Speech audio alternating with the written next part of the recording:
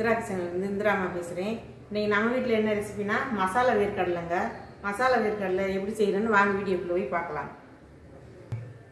250 ml பிடிக்கிற கப்பில் வந்து 1 கப்பு போட்டிருக்கேன். இப்போ ஒரு 3/4 கப்பு இருக்குது, அதையும் சேர்த்துக்கலாம். மொத்தம் 1.25 கப்புங்க வேர்க்கடலை. இந்த மாதிரி நல்லா பச்சை வறுக்காத வேர்க்கடலை எடுத்துக்கோங்க. சரியாக இருக்கு. இப்போ 1.25 கப்பு வேர்க்கடலைக்கு வந்து நம்ம வந்து 2 கப்பு போட்டுக்கலாம். 2 கப்பு கடலை மாவுங்க.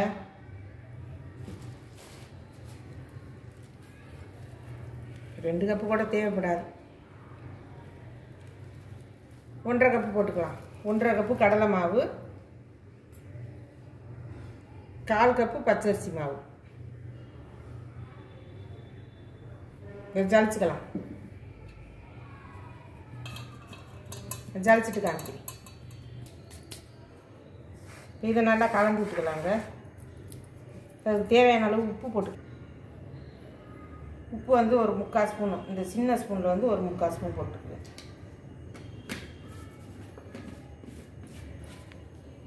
சோம்புங்க, சோம்பு வந்து ஒரு 3/4 ஸ்பூன் சோம்பு. இதை நல்லா அப்படி தேய்ச்சிட்டு போட்டுருங்க.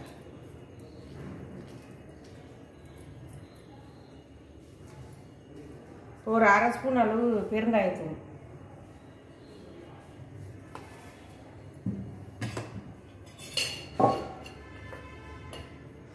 இது கொஞ்சம் காரசாரமாக இருக்கணும். ஒரு 2 ஸ்பூன் மிளகாத்தூள் போட்டுக்கலாம், தனி மிளகாத்தூள்.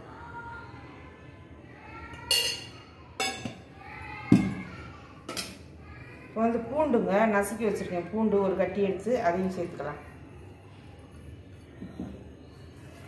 இப்போ இதையெல்லாம் நல்லா கலந்து விட்டுறேன்.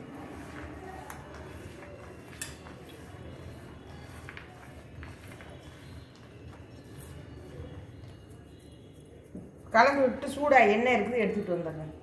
இந்த சுடு எண்ணெய் இதில் ஊற்றிக்கலாங்க. இந்த மாதிரி சூடாக இருக்கணும். சூடாக இருக்கு. இந்த ஸ்பூனை வச்சு நல்லா கலந்து விட்டுக்கலாம். கொஞ்சம் ஆற விட்டு நம்ம கை வச்சு நல்லா எல்லாத்துலேயும் சேர்த்து பிசைஞ்சிட்டு தண்ணி தெளித்து பிசையணும்.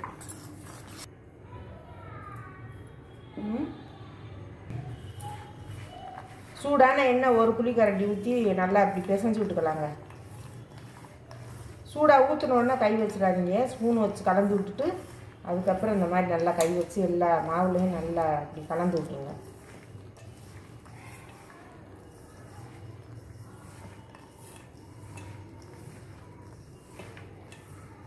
இப்போ வந்து நம்ம தண்ணி தெளிச்சுக்கலாம். தண்ணி வந்து கொஞ்சம் ஒரே தான் ஊற்றிடாதீங்க. இந்த மாதிரி தொளிச்சு பேசுங்க.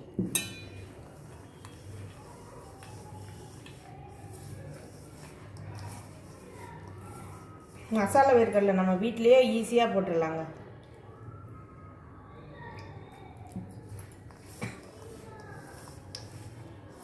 காரம் மூக்கில் இருக்கு.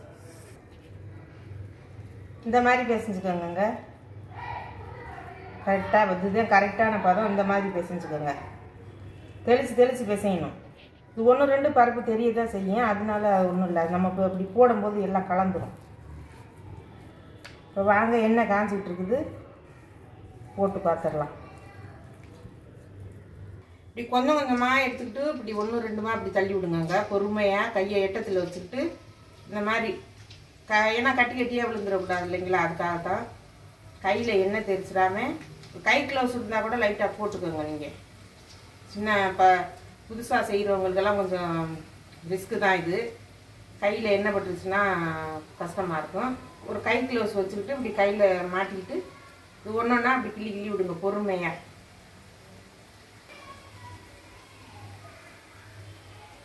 ஒன்று 2 விழுந்தா பரவாயில்ல, ஒரு 3 அந்த மாதிரி விழுந்தா கூட பரவாயில்ல. மொத்தமாக விழுந்துடாமல் பார்த்துக்கோங்க.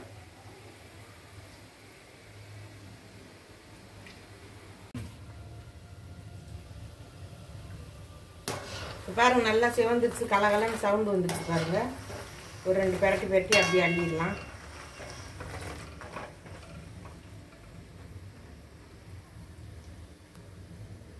சூட்டுக்கு அதுக்கும் சரியா இருக்கும்.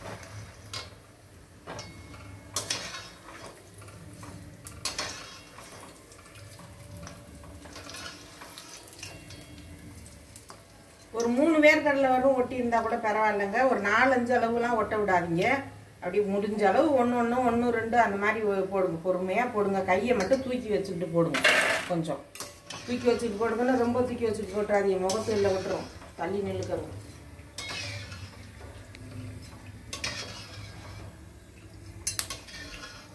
ஒரு மசாலா கூட பிரியலை பாருங்க எண்ணெயில். அவ்வளோ சூப்பராக வந்துருக்கு. மசாலே கடலையிலே ஒட்டிட்டு இருக்குது. ஒன்றும் தனியாக பிரியலை.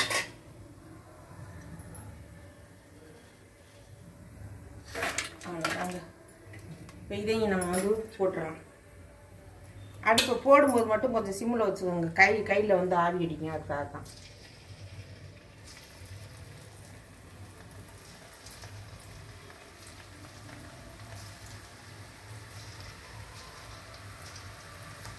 அவ்வளோதாங்க. மசாலா வேர்க்கடலையெல்லாம் நம்ம செய்கிறது நமக்கு ஈஸி தாங்க. நம்ம தான் ஒரு சோம்பேறித்தனப்பட்டுக்கிட்டு நம்ம கடையிலேயே வாங்கி பிள்ளைங்களுக்கு கொடுக்குறோம். இதெல்லாம் சேஃப்டியாக நம்ம அழுகின பருப்பு ஒரு மாதிரிப்பட்ட பருப்பெல்லாம் புறக்கி எடுத்துடலாம். நம்ம புறக்கி எடுத்துட்டு நல்லதாக சேர்த்து நம்ம பிள்ளைங்களுக்கு செஞ்சு கொடுக்கலாம். மசாலா நல்லதாக சேர்த்து இது மாதிரி ட்ரை பண்ணி பாருங்கள். எல்லோரும் கமெண்ட் பண்ணுங்க. எனக்கு கமெண்ட் பண்ணாதான் எனக்கும் ஒரு உற்சாகம் வரும். எந்த கமெண்ட்ஸுமே வரமாட்டேங்குது. எல்லோரும் கமெண்ட் பண்ணுங்க. எதாக இருந்தால் நிறைவோ குறைவோ, அம்மா நீங்கள் இந்த மாதிரி செய்யக்கூடாதும்மா இப்படி செய்யுங்க அப்படின்னு சொல்லுங்கள். நான் அதை திருத்திக்கிறேன். அம்மா நீங்கள் நல்லா செய்கிறீங்க அப்படின்னு சொன்னாலும் நான் சந்தோஷப்படுவேன். ரெண்டு இதுக்குமே நீங்கள் அதாவது தப்பு சொன்னாலும் சரி ரைட் சொன்னாலும் சரி நான் சந்தோஷம்தாங்க படுவேன். நம்மளுக்கு வந்து அது ஒரு நம்மளுக்கு வந்து திருத்துறது தான். அவன் எக்ஸாம் எழுதுகிற மாதிரி தான் அதுவும். நான் ஆனால் படிப்பு இல்லைங்க.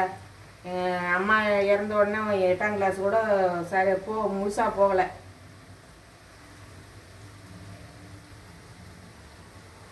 எல்லாமே விவசாய வேலையிலே அப்பா தங்கச்சியில் வச்சுக்கிட்டு அப்படியே நாங்கள் இருந்துட்டோம். ஊர்லேயே படிப்பு அவ்வளோவெல்லாம் இல்லை. இங்கிலீஷெல்லாம் அவ்வளோவா தெரியாது எனக்கு. எதாக இருந்தாலும் நீங்கள் சொல்லுங்கள். நான் வந்து திருத்திக்கிறேன். எல்லோரும் கமெண்ட் பண்ணுங்கள், லைக் பண்ணுங்கள். என்னோடய வீடியோ வந்து எல்லோரும் சப்ஸ்கிரைப் பண்ணிட்டு பாருங்கள். எண்ணெயில் இந்த மாதிரி போட்ட பிறகு கொஞ்சம் ஒரு 2 செகண்ட்ஸ் இந்த மாதிரி பிரட்டி விட்டுட்டு கொஞ்சம் 1-2 ஒட்டி இருக்குது இல்லைங்க. 2 3 ஒட்டி இருக்கலாம். இந்த மாதிரி லைட்டாக இப்படி பண்ணி விடுங்க. அரிகரண்டியை வச்சு தனித்தனியாக வந்துடும். பயப்படாமல் பொறுமையாக பண்ணுங்க. எண்ணெய் சட்டிக்கிட்ட வந்து ரொம்ப கேர்ஃபுல்லாக இருங்க. எல்லாரும் சேஃப்டியாக. நானே ஒரு நாள் வடை சுடுறோம்னு சொல்லிட்டு வயிற்றுல ஊற்றிக்கிட்டேங்க. நல்ல வேலையாக போச்சு. துண்டு உடம்புல போட்டிருந்ததுனால அது தப்புச்சேன். வயிறு காலில் ஊற்றி காலெல்லாம் வேகலை. அந்த கும்பிடுற சிறுவாவரி முருகன் காலிலெல்லாம் எந்த பொக்கலமும் வரலைங்க.